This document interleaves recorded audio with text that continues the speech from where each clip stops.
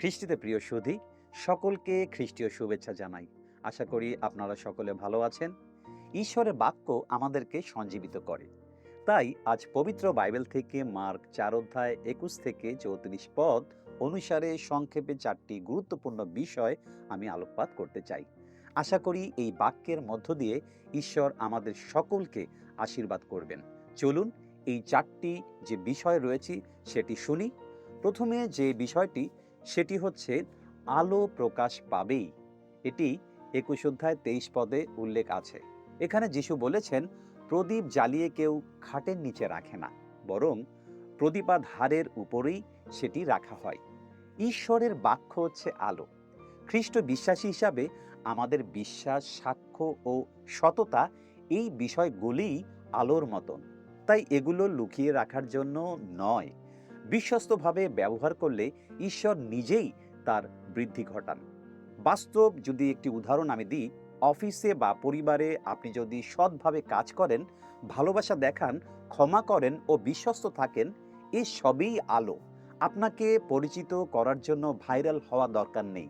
খ্রিস্টের আলো যদি আপনার আমার মধ্যে থাকে, তা আপনি প্রকাশ পাবেই। ঈশ্বর আপনাকে আলোতে নিয়ে আসবেনই। তাই আমরা খ্রিস্টের আলোর মধ্য দিয়ে আমাদের জীবনকে পরিচালনা করতে চাই এবং এটিই করা উচিত। দ্বিতীয় বিষয় হচ্ছে শোনার মানসিকতা ও প্রতিক্রিয়া।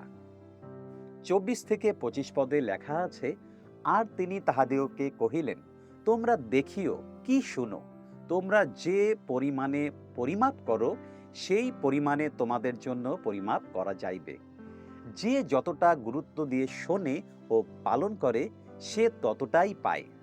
আপনি যদি ঈশ্বরের বাক্য শুধু শুনে থেমে যান, তবে আপনার আত্মিক বৃদ্ধি কমে যাবে। কিন্তু যদি সামান্য হলেও পালন করেন, ঈশ্বর আপনাকে আরও দায়িত্ব দেবেন। আমরা বীজ বপনকারী দৃষ্টান্ত জানি। একজন ভালো শ্রোতা হচ্ছেন উত্তম ভূমিতে পড়া বীজের মতন। তিনি বাক্য শুনে সেই অনুযায়ী জীবনযাপন করেন। তখন ঈশ্বর তার মধ্যে আলো প্রকাশ করেন এবং তার জীবনের মাধ্যমে ঈশ্বর গৌরবান্বিত হন। তাই আসুন ঈশ্বরের বাক্য শুনে সেই অনুসারে আমরা জীবনযাপন করি। আশা করি আমরা ঈশ্বরের বাক্য শোনার মধ্য দিয়েই আমাদের হৃদয়কে রূপান্তরিত করতে পারব। তৃতীয় যে বিষয় সেটি হলো, বৃদ্ধি আমাদের কাজ নয়, ঈশ্বরের কাজ। উল্লেখিত অংশের ২৬ থেকে ২৭ পদে লেখা আছে, তিনি কহিলেন, ঈশ্বরের রাজ্য এইরূপ, কোনো ব্যক্তি ভূমিতে বীজ বুনে, পরে সে রাত দিন নিদ্রা যায় ও উঠে, ইতিমধ্যে ওই বীজ অঙ্কুরিত হইয়া বাড়িয়া ওঠে, কিন্তু কিরূপে তাহা বেড়ে উঠে তাহা সে জানে না। কৃষক বীজ বনে, কিন্তু কিভাবে তা বড় হয় সে জানে না। বীজ নীরবে বৃদ্ধি পেতে থাকে। এই বাক্যের আলোকে আমি বলতে চাই, আমরা মানুষের হৃদয় পরিবর্তন করতে পারি না। আমাদের কাজ হলো বীজ বোনা, অর্থাৎ ভালো কাজ করা, সত্য কথা বলা, প্রেম দেখানো, হিংসা না করা, মানুষকে না ঠকানো ইত্যাদি যে বিষয়গুলি রয়েছে। আর বৃদ্ধি ঈশ্বর তার নির্ধারিত সময় অনুসারে তিনি সেটি করে থাকেন। মানুষের কাজ হলো ঈশ্বরের প্রতি বিশ্বস্ত থাকা, আর ঈশ্বরের কাজ হলো ফল দান করা। যে বিষয় শেষে রয়েছে সেটি চতুর্থ বিষয়, আর সেটি হচ্ছে ছোট দিয়ে শুরু কিন্তু ফল বড়। উল্লেখিত অংশের ৩০ থেকে ৩২ পদে লেখা আছে, সরিষার দানা ছোট, কিন্তু তা বড় গাছে পরিণত হয় এবং বড় বড় ডাল মেলে, তাতে আকাশের পাখিরা তার ছায়ার নিচে বাস করতে পারে। ঈশ্বরের রাজ্য সব সময় ছোট দিয়ে শুরু হয়, কিন্তু তার পরিণতি হয় মহান।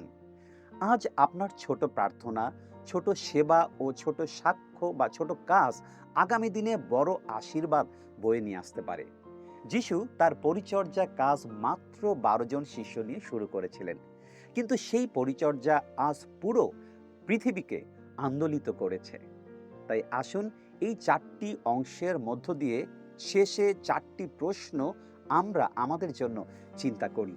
এই প্রশ্নের প্রথম যে প্রশ্নটি হচ্ছে, আমার জীবনে ঈশ্বর যে আলো দিয়েছেন, আমি কি তা লুকিয়ে রাখছি, নাকি সাহসের সঙ্গে আমি প্রকাশ করছি?